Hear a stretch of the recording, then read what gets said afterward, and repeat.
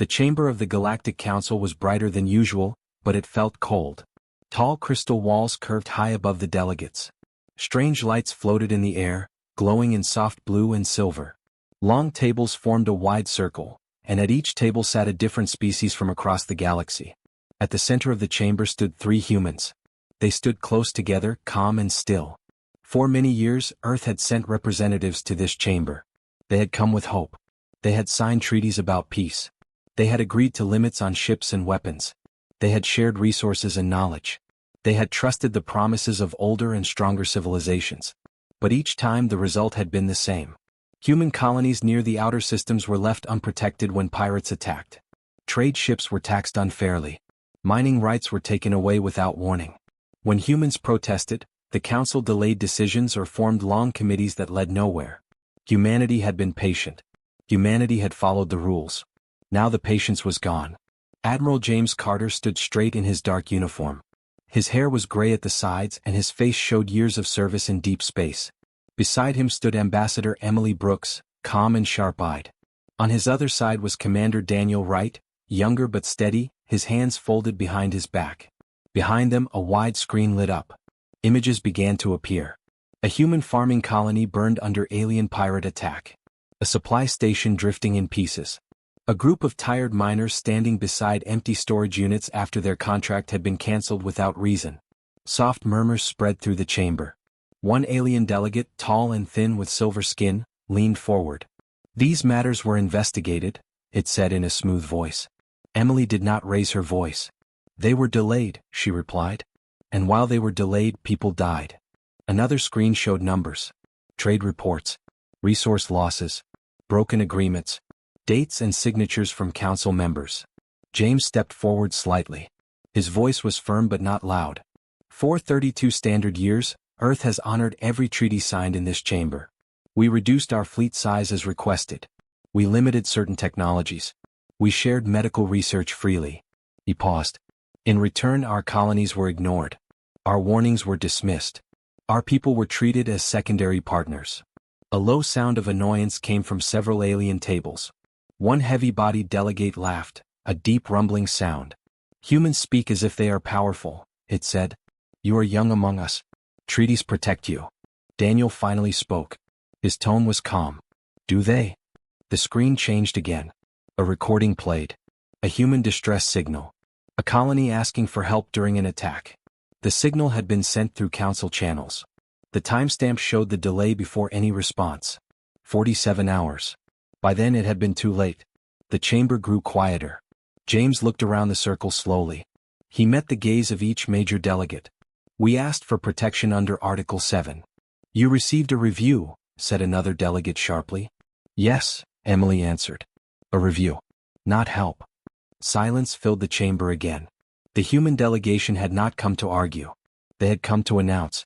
James took a small device from his belt and placed it on the central podium. It projected a clear symbol of Earth, glowing blue and white. In light of repeated failures, broken agreements, and the imbalance of power within this council, James said steadily, "The United Government of Earth has made a decision." The room seemed to hold its breath. Effective immediately, humanity withdraws from all galactic treaties.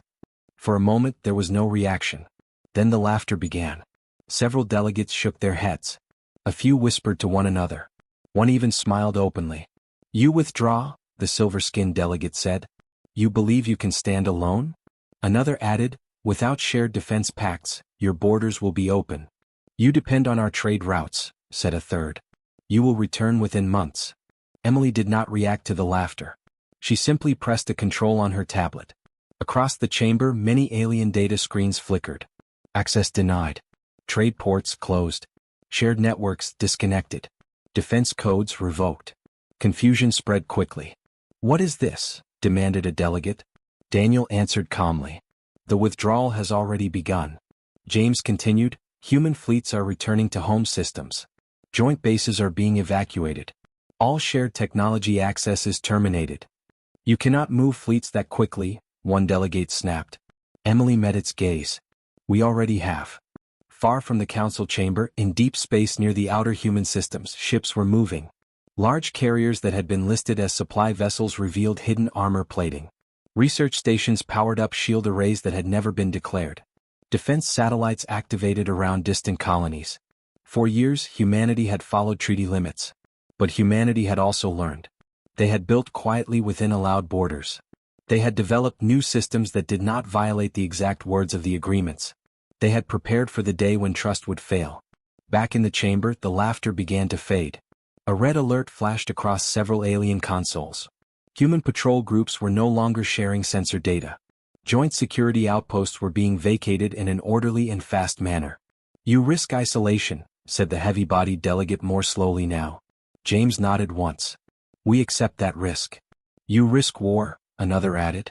Daniel's expression did not change. "We are prepared to defend ourselves." That answer caused a shift in the room. The alien species had long believed that humans were clever but divided. Emotional. Easy to pressure with trade limits and political debate. But the three humans standing in the center showed no anger. Only certainty. Emily spoke again, her voice steady and clear. "This is not an act of aggression. This is an act of independence. We will defend our worlds. We will control our resources. We will build partnerships on equal terms." "Or none at all," James added. A smaller alien species at the far end of the chamber watched closely. They had also suffered under unfair agreements. They said nothing, but they listened carefully. The silver-skinned delegate leaned back. "You will regret this decision." James did not argue. "Perhaps," he said. "But the regret will be ours. Not forced upon us by others." The council lights dimmed slightly, signaling the end of the session. The meeting was over. The human delegation turned as one and began walking toward the exit. No one stopped them. No one laughed now. Outside the chamber, a long corridor stretched ahead. The walls were lined with symbols of every species in the council. Daniel exhaled slowly once they were out of sight. "It begins." Emily nodded. "It began long ago." James looked forward, his steps firm. "Now it is official." Behind them, inside the chamber, urgent discussions had already started. Data was being checked. Reports were being requested from border regions. In distant star systems, alien commanders stared at updated maps showing human fleets repositioning with surprising speed and order. On Earth, the announcement reached every city and colony. There was no panic. People had known this might happen. Plans had been prepared in secret for years. Factories shifted to new schedules. Shipyards worked through the night. Scientists unlocked projects that had been restricted under treaty limits. Humanity had been patient. Humanity had obeyed. Now humanity would stand. Back at the council station, one final message appeared on the central display after the humans left. It was simple. Earth remains open to fair and equal agreements. Respect will be met with respect. Then the signal ended. The chamber felt larger and emptier than before. The laughter from earlier seemed distant and foolish now. For the first time in many years, the council faced a truth they had ignored. Humans were no longer asking for protection. They were choosing independence. And somewhere, deep in space, human ships moved into quiet formation, ready for whatever would come next. The galaxy believed humanity was too weak to stand alone. They were wrong. The message from Earth spread across the galaxy in less than 1 hour. Every council station received it. Every trade hub saw the signal. Every shared network displayed the same simple statement. Humanity had withdrawn from all galactic treaties. Many alien leaders expected panic. They expected human markets to crash. They expected protests in the streets. They expected human fleets to scatter in fear. Instead, something else happened. Silence. Across the main trade lanes, human cargo ships changed course at the exact same time. They did not rush. They did not argue with port authorities. They simply turned and began the journey home. Massive trade gates that connected human systems to alien networks powered down one by one. Blue lights faded into darkness. Access codes that had been shared for decades no longer worked. Alien merchants stared at their consoles in shock. Connection denied. Route closed. Authorization revoked. The words appeared again and again. Far from the busy trade centers, near the cold edge of known space, the human flagship Horizon moved into position. It was a long, dark vessel with smooth lines and quiet engines. For years, it had been listed as a heavy patrol cruiser under treaty limits. Now its full systems were active. Captain Lucas Reed stood on the command deck, hands behind his back. He was not smiling. He was not afraid. His eyes were fixed on the large star map floating before him. "Report," he said calmly. Lieutenant Grace Miller sat at the communication station. Her fingers moved quickly across her console. Alien transmissions increasing, she replied. Multiple channels. Confusion. Some anger. Several requests for clarification. Lucas nodded once. Do we respond? Negative, Grace said. Standing order from Earth Command. No debate. No explanation. Lucas gave a small breath of approval. Good. Maintain formation. Around the horizon, other human ships moved into place. Destroyers, carriers, and defense frigates formed clean lines in the dark. Their movements were smooth and careful, like a well-practiced drill. They had trained for this. On distant human colonies, defense satellites that had remained in low-power mode for years suddenly came alive. Metal arms unfolded. Shield generators hummed to full strength. Weapon systems ran silent checks. Colonists looked up at the sky and saw faint flashes of light as systems powered on. There was no screaming in the streets.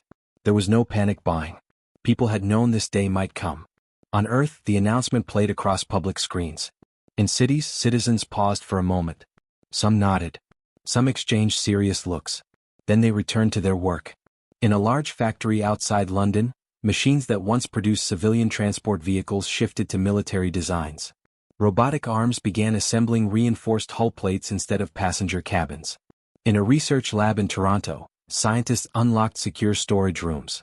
Inside were prototypes of advanced shield cores and faster communication systems. For years, these projects had been limited under treaty rules. Now there were no limits. Dr. Aaron Blake stood in front of a sealed chamber. He placed his hand on a scanner. The door opened slowly. Begin Phase 2, he said quietly. His team moved without hesitation. Across the oceans, shipyards in orbit around Earth glowed with activity. Half-built vessels that had been paused under treaty inspection were restarted.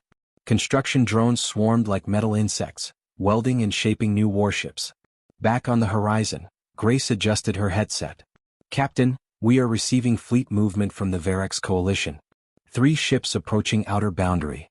Lucas studied the map. 3 small cruisers. Not a full attack force. A test. Distance, he asked. 2 million kilometers and closing. Lucas nodded. Hold position.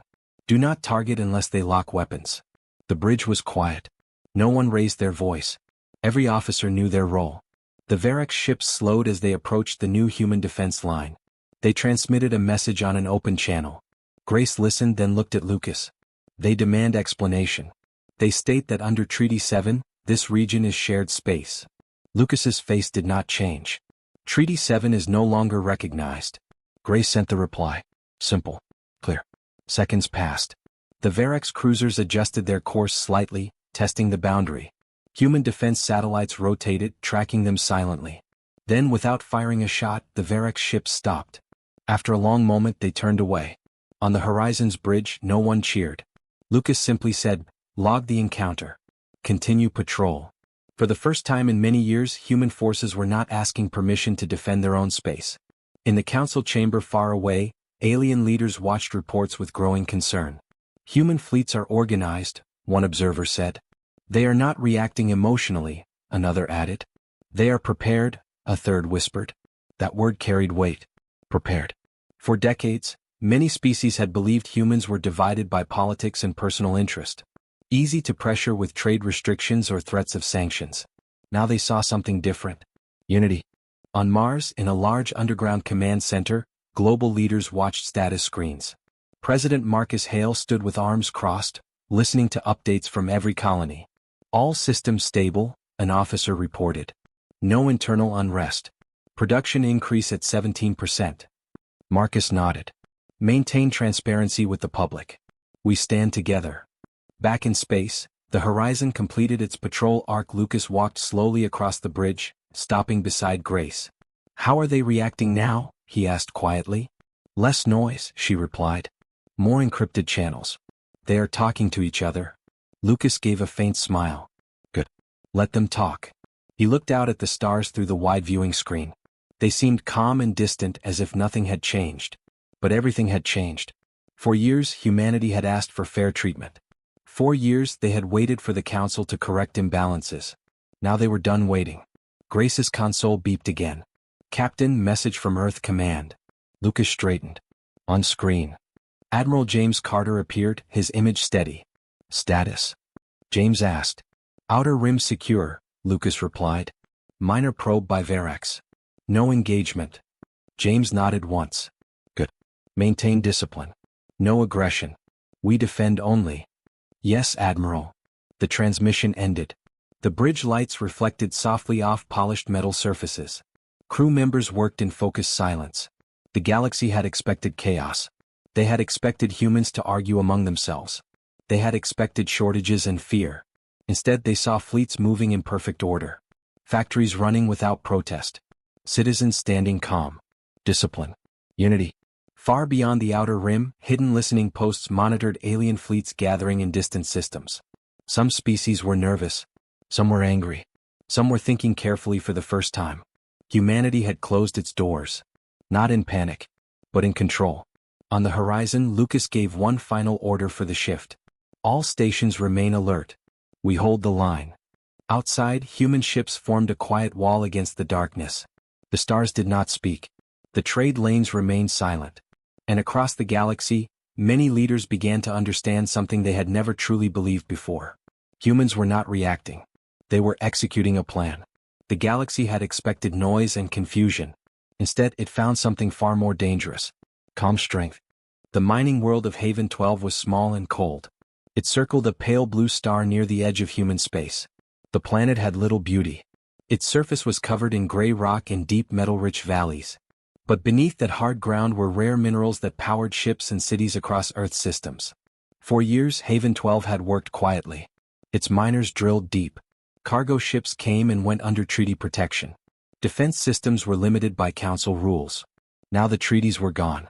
Commander Olivia Hayes stood inside the colony's command tower. Large screens showed the black sky above the planet. Her short brown hair was tied back, and her uniform was simple but clean. Her face showed no fear. Status, she asked. Long-range sensors confirm approach, said Operations Officer Ryan Cole. 5 coalition cruisers. 2 support frigates. They are not hiding. Olivia nodded once. They want to be seen. The coalition ships belonged to several alien factions who believed humanity had made a mistake. They believed one quick show of force would push Earth back into negotiations. They chose Haven 12 because it looked vulnerable. A mining colony. Far from Earth. Light defenses according to old treaty records. They were using outdated information. Distance? Olivia asked. Entering outer system in 12 minutes, Ryan replied. Around her, the command room stayed calm. No one shouted. No one panicked. The miners below the surface had already moved into reinforced shelters as a precaution. Automated systems continued normal operations. Olivia pressed a small control panel beside her chair. Activate orbital formation. High above Haven 12, dark shapes moved. They had been drifting quietly beyond the planet's moon, masked by low-power signatures. To most scanners, they appeared to be small cargo platforms or maintenance stations. Now their real forms became clear. 6 sleek human warships powered up at once. Their hulls were smooth and narrow. Their engines glowed a soft white instead of bright blue. Advanced shield grids shimmered faintly around them. These ships had never been shown to the Galactic Council. They had been built in secret under civilian classifications. Developed piece by piece over many years. Shield arrays at full, reported Tactical Officer Mia Turner from orbit. Her voice came through the speaker in Olivia's command room. Weapon systems? Olivia asked. Online and locked. Standing by. Olivia looked up at the large display as the alien fleet entered visual range. The coalition cruisers were large and heavy, covered in layered armor. They moved in a tight wedge formation. A message came through on an open channel. This system is now under coalition inspection, said a harsh alien voice. Stand down your defenses and prepare to receive boarding teams. Olivia did not answer right away. Instead, she studied their movement pattern. They are confident, Ryan said quietly. Yes, Olivia replied. They believe we are still limited. The alien ships crossed the outer boundary marker. At once, human orbital ships shifted positions with exact timing. They formed a wide circle around the coalition fleet, keeping careful distance. The alien commander seemed surprised. Unregistered vessels detected, the alien voice said, this time with less confidence. Identify yourselves. Mia's calm voice responded from orbit. This is the United Earth Defense Fleet. You have entered sovereign human space. Power down weapons and withdraw. The alien ships slowed slightly but did not stop. One cruiser rotated its main cannon toward Haven 12. Olivia's eyes narrowed. Prepare Phase 1. Above the planet, invisible waves moved outward from the human ships. Electronic interference systems activated. Targeting locks from the alien fleet began to flicker and fail. Inside the alien-led cruiser, warning lights likely flashed across their control panels. "Captain, they are attempting to jam our systems," an alien officer would have said. Back on Haven 12, Ryan watched readings carefully. "Their weapon charge is unstable." "Now," Olivia ordered. Human ships fired, but not with explosive force. Bright pulses of focused energy struck the engines of the nearest cruiser. The shots were precise, aimed only at propulsion systems. The alien cruiser's engines flared wildly, then shut down. Almost at the same time, a second pulse disabled weapon arrays on another ship. The coalition formation broke apart in confusion. "Engine failure," came a frantic alien transmission. "Weapons offline." Olivia remained steady. "Maintain control. No lethal strikes." Human ships moved with smooth coordination. They cut power to shields on one vessel without destroying the hull. They intercepted missile launches mid-flight with clean defensive bursts. Within minutes, 3 coalition ships were drifting without engines. The remaining vessels pulled back, trying to regroup. For the first time, fear entered the alien broadcast. "How do they have this capability?" one voice demanded. Mia transmitted a clear message across all channels. "You have engaged a defended human colony. Your vessels are disabled but intact. You will be allowed to retreat once you confirm withdrawal." There was no anger in her tone, only certainty. On the surface, miners inside reinforced shelters listened to the exchange. Some held their breath. Others watched live feeds on small screens. They saw alien ships, once proud and threatening, now powerless and drifting. One of the remaining coalition cruisers attempted a desperate move. It powered secondary thrusters and turned its remaining weapons toward a human orbital ship. Olivia did not hesitate. Phase 2. Disarm. A sharper beam shot from the human flagship in orbit. It sliced cleanly across the attacking cruiser's weapon mount. The cannon went dark, melted at its base. The alien ship stopped immediately. Silence followed. Then, slowly, a message came from the coalition commander. "We withdraw." "Transmit confirmation code," Mia replied. Seconds later the code arrived. Human ships adjusted position again. Tractor beams locked onto the disabled cruisers just long enough to push them into safe drift paths. Emergency power was restored to minimal engine function. One by one, the coalition vessels turned away from Haven 12. They did not fire another shot. Inside the command tower, Ryan let out a quiet breath. "They are retreating." Olivia nodded once. "Track them until they clear the system." Below the surface, miners began to clap softly. Not in wild celebration, but in relief and pride. No buildings had been destroyed. No lives had been lost. Human forces had not sought revenge. They had shown control. Hours later, reports of the failed attack spread across alien communication networks. Recordings of the engagement were analyzed in military rooms across the galaxy. The coalition ships had not been outnumbered. They had been outmatched. Human technology had been more advanced than anyone believed. Their formations had been flawless. Their strikes had been exact. And most shocking of all, they had chosen not to destroy. In a distant council station, one alien observer said quietly, "They could have eliminated the entire fleet." Another responded, "Yes. But they did not." Back on Haven 12, Olivia stood alone for a moment after the crisis ended. She looked up at the stars through the reinforced glass dome. Ryan approached her.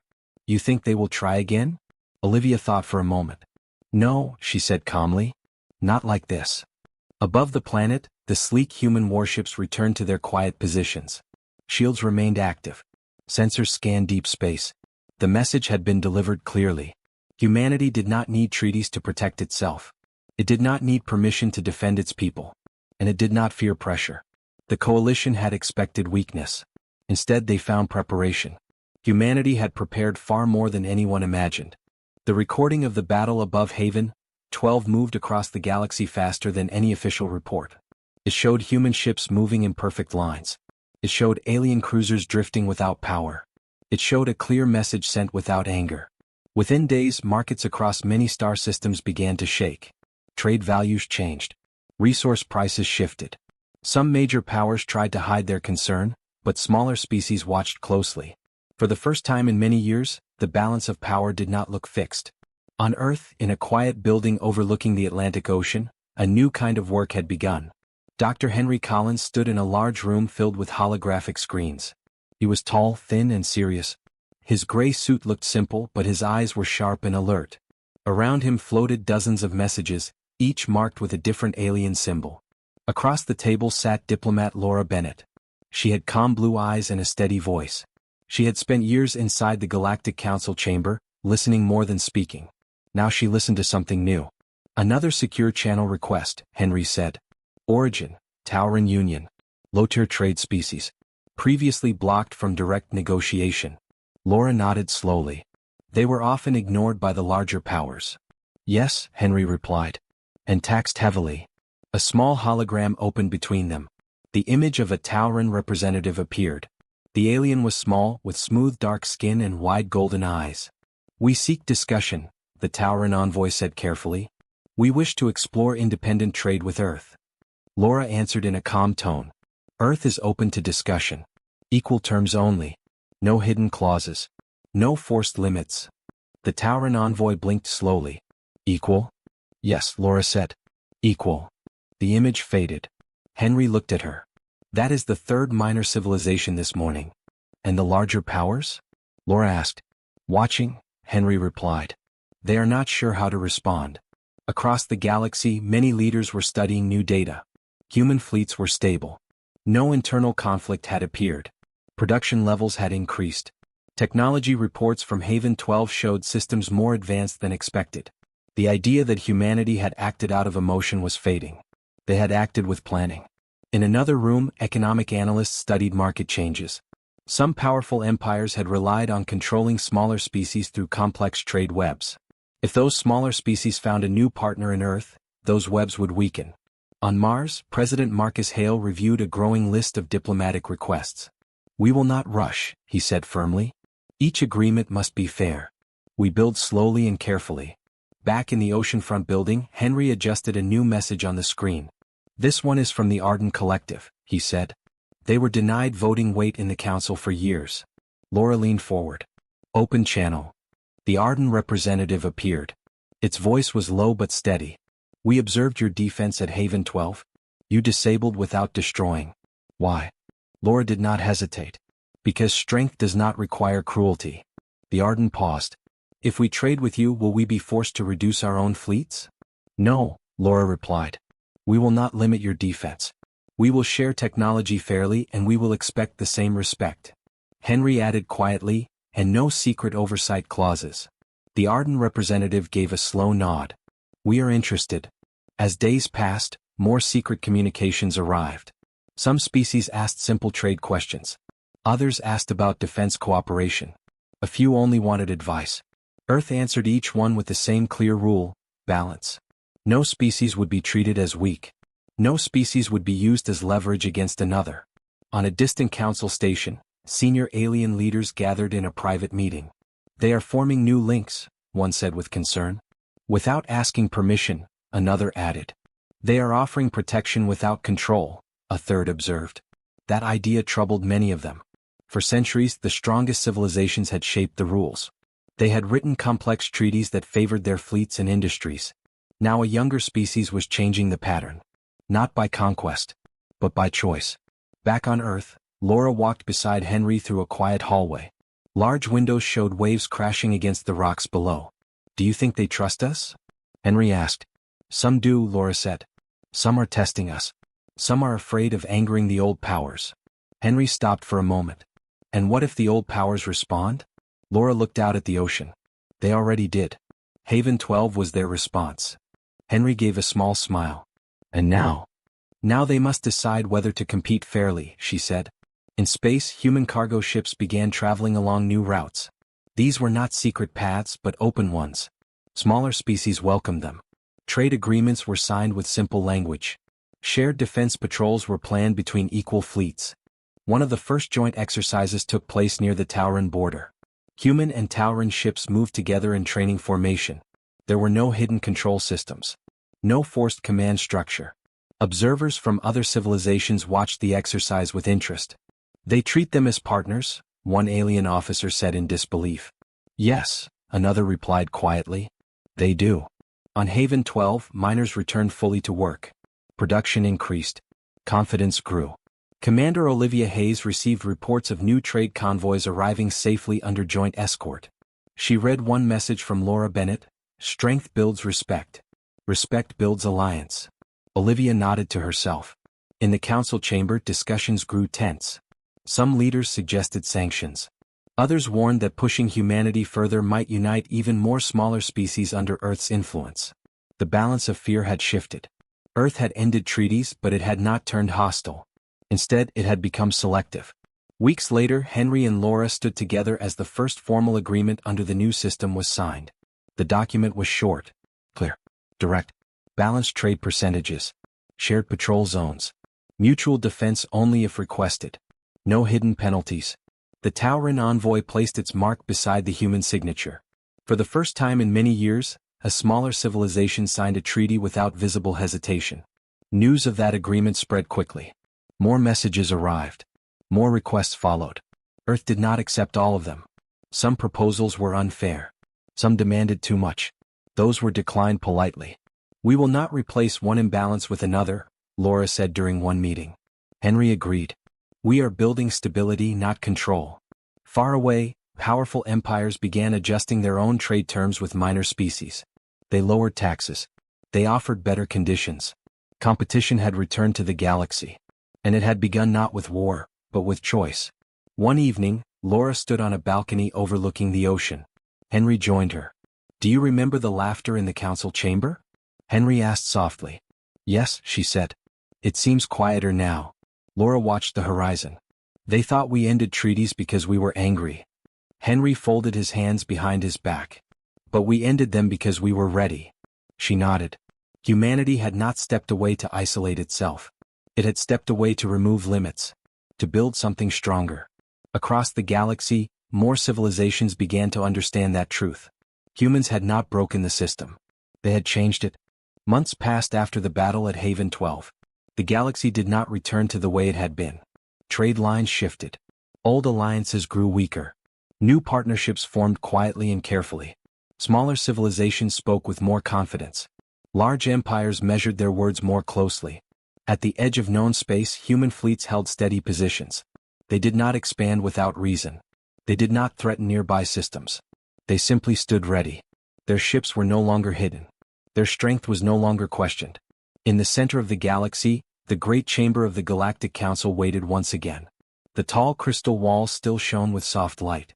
The long circular tables were filled with delegates from dozens of species. But this time there was no laughter. No whispering jokes about a young and emotional race. There was silence. The doors at the far end of the chamber opened. 3 humans walked in together. Admiral James Carter moved in front, his steps firm and even. His uniform was simple but marked with new symbols of rank and command. Behind him walked Ambassador Emily Brooks and Commander Daniel Wright. They did not hurry. They did not bow. They walked to the center of the chamber and stopped. Months earlier, they had stood in this same place to announce the end of all treaties. That day many had laughed. Today no one laughed. The council speaker, a tall being with pale blue skin, rose slowly. Admiral Carter, it said in a controlled voice. Earth has requested to address the council. James inclined his head slightly. Yes. He did not look around nervously. He looked directly at the speaker. Proceed, the speaker said. James stepped back half a step, allowing Emily to move forward. She stood straight, her hands calm at her sides. Her voice was clear and steady. Months ago, humanity withdrew from every treaty signed in this chamber, she began. We did so because those agreements were not balanced. They did not protect our people. They did not treat us as equals. Several delegates shifted in their seats, but none interrupted. Emily continued, since that day, Earth has defended its systems without outside support. We have formed new partnerships based on fairness. We have honored every agreement we have signed. A screen behind her lit up. It showed trade numbers rising steadily. It showed joint patrols between human ships and smaller allied fleets. It showed secure borders with no expansion beyond claimed space. Daniel stepped forward and added, we have not attacked any world. We have not forced any civilization to join us. Those who stand beside us do so by choice. That word carried weight through the chamber. Just. The speaker folded its hands. And now. James moved forward again. Now we return not as petitioners. Not as a minor power seeking protection. He paused for a moment. We return as an equal. The silence deepened. Across the chamber, many delegates remembered the failed coalition attack. They remembered how human ships had disabled but not destroyed. They remembered how smaller species had begun signing fair agreements with Earth. The balance had shifted. James continued, human fleets stand at the edge of known space. Our borders are secure. Our alliances are stable. We are prepared to continue alone if necessary. He looked around the circle slowly. But we are also prepared to build a stronger galaxy. A faint murmur moved through the chamber. Emily raised her hand slightly, and a new document appeared on the central display. This is our proposal, she said. A new framework for cooperation. Simple terms. Clear language. The document showed equal trade percentages. Shared defense only by request. No hidden clauses. No forced limits on development. Each species keeps control of its own fleets, Emily said. Each agreement is voluntary. Any party may withdraw with proper notice. One of the older and more powerful delegates leaned forward. You would give smaller species the same voice as larger ones? Yes, Emily answered. That will weaken centralized authority, the delegate warned. Daniel responded calmly, it will strengthen trust. Another delegate spoke, its tone careful. And if we refuse? James did not hesitate. Then nothing changes. Humanity remains independent. There was no threat in his voice. Only certainty. Far from the chamber, human ships continued their patrol routes. In allied systems, joint fleets trained side by side. Trade moved steadily without unfair taxes. The galaxy had watched humanity survive without help. It had watched humanity grow stronger without conquest. Back in the chamber, a smaller species representative rose slowly. It was from the Tauran Union, one of the first to sign a fair agreement with Earth. We support this proposal, the Tauran envoy said. We have seen how humans honor their word. Another voice joined. Then another. Support spread across the smaller tables first. The larger powers remained quiet. They understood the moment clearly. If they rejected this proposal, they risked standing alone while others aligned with Earth's balanced system. The speaker finally raised its hand. The Council will review this framework, it said. With seriousness. James gave a single nod. That is all we ask. There were no cheers. No loud celebrations. But there was something new in the chamber. Respect. As the human delegation turned to leave, no one laughed. No one whispered insults.